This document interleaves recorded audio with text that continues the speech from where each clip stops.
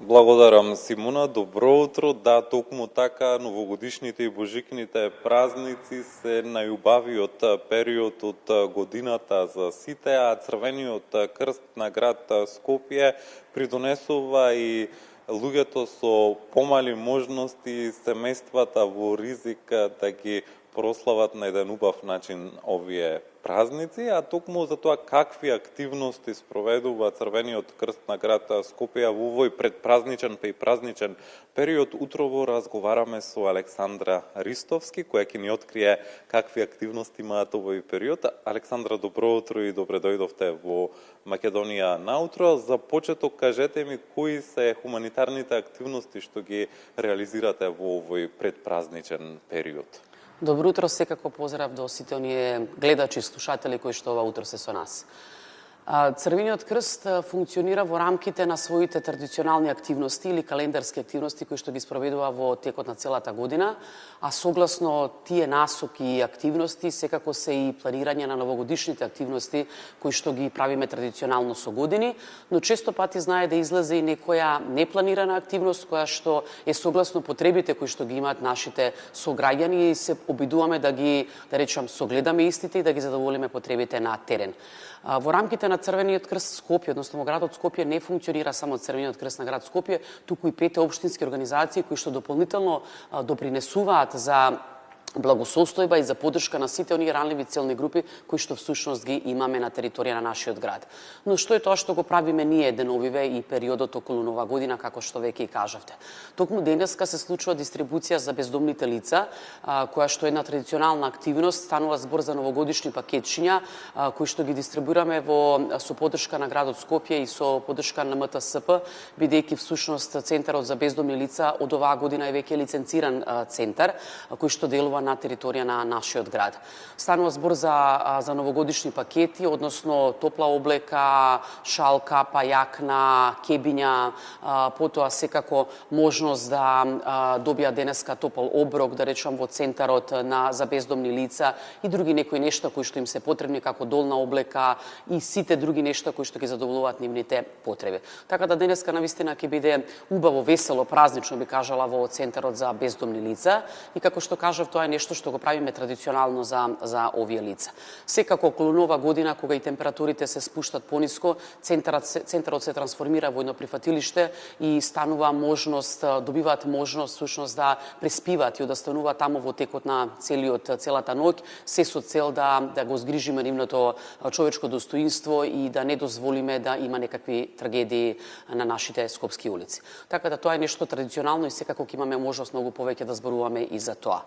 Црвениот крст во изминатиот период подели некаде околу 350 новогодишни пакетчиња, кои што се, да речам, и подароци од страна на нашите донатори, поддржувачи, соработници, кои што ги имаме во текот на целата година, а кои што знаат на кој начин ние отворено, транспарентно работиме и работиме токму со тие целни групи каде што навистина сме потребни. Дадовме поддршка во детската клиника, една прекрасна активност која што се случи во понеделник, каде што нашите волонтери и професионалци со поддршка на СВР и МВР се спушта всушност со хеликоптер и директно на самата болница поделија пакетчиња на децата кои што на жалост овој период лежат во болницата и чисто им го разубавија празниците. Потоа корисниците, децата од бездомниците, кои што исто така денеска ќе ги добијат овие новогодишни пакетчиња, потоа ги опфативме децата кои што се од Украина, се сместени во нашата земја, потоа некои рурални средини согласно проценките и потребите кои што ги имаат, децата со интелектуална попреченост во центарот Пролет и некои други кои што навистина беа во состојба да побараат една ваква поддршка преку целиот систем кој што ние го имаме. Освен ова, значи, Црвениот крст дистрибуира и таму каде што е навистина потребно и храна, и хигиена и други нешта кои што ги задоволуваат потребите на нашите граѓани. Минатата недела зборувавме за една активност што ја спроведувате, тоа е новогодишна елка на желби. Како се одбиваше целата акција? Задоволни ли сте од начинот на кој граѓаните донира и како граѓаните и во овој период од годината за време на празниците може да се вклучат и да помогнат колку што можат. Така, токму тоа беше и повикот за новогодишната елка, која што е сместена во Рамстор, кој што така е традиционална активност, можам да кажам дека повеќе од 15 години ја реализираме истата, каде што граѓаните имат можност да ја покажат и својата хуманост, солидарност и емпатија за новогодишните празници, да остварат некоја желба на целните групи со кои што работиме. Овој пат станува збор за деца кои што се сместени во згрижувачки семејства, станува збор за некои околу 150 деца, односно 150 желби кои што се реализирани и остварени. Акцијата се уште трае, истата завршува во понеделник. Како се вклучија и како се вклучуваат граѓаните и како може да се вклучат се уште до понеделник. Значи елката е поставена во Рамстор, каде што може да ги прочитат желбите, на пултот може да купат нешто, да речеме, од самата продавница или од некој друго место и да го остават подарокот, да речеме, на пултот, каде што потоа нашите колеги доаѓаат, ги превзимаат, потоа се случува она интересно пребројување, пакување, распакување, навистина сите да бидат на еден унифициран начин, како децата кога ќе ги добијат да сите бидат среќни да се израдуваат. Во понеделник ќе биде доделување на истите, со една пригодна свечана програма, каде што згрижувачите ќе ги донесат децата во соработка со Центар за социјални дејности, ќе бидат доделени, значи овие пакетчиња со Дедо Мраз, со новогодишна представа и да се обидеме барем малце да го развеселиме, да речем, нивното секојдневие. Пред ова линковско вклучување ми споменавте дека има поставено куќарки чином на плоштадот Македонија, што ќе се случува токму таму, кога ќе се реализира таа? Тоа веќе се случува, значи отприлike трае некои десетина дена и трае до новата година и тука граѓаните многу повеќе може да се запознаат со активностите на Црвениот крст. Една од тие куќарките на плоштадот всушност е за Црвен крст, каде што нашите волонтери, колеги имат можност на граѓаните да им објаснат малце повеќе за сите оние, да речем, интересни активности и сервиси кои што ги имаме, а кои што граѓаните директно може да добијат, да речем, бенефит од истите, како што се, не знам, Центар за прва помош, каде може да се добие едукација за првата помош, особено ако сте, да речем, млади и ако треба да полагате шоферски испит, или пак некои освежителни курсеви за самите компании согласно законот кој што функционира во нашата земја, потоа малце повеќе за услугата нега, кој може да ја добие во домашни услови, какви услови треба да се исполнат, какви проценки треба да се прават, кого да контактирате и слично. Потоа поддршка преку лични асистенции, преку помагатели,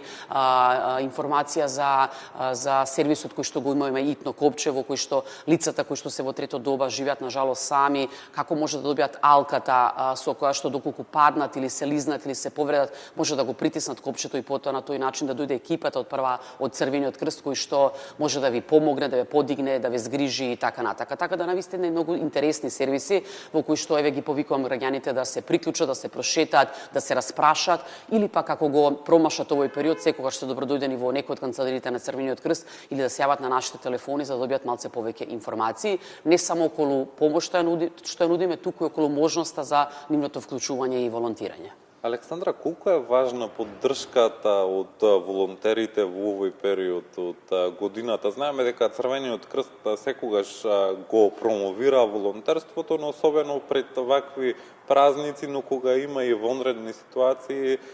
тие се првите на теренот или на линијата. Токму така, значи Црвениот крст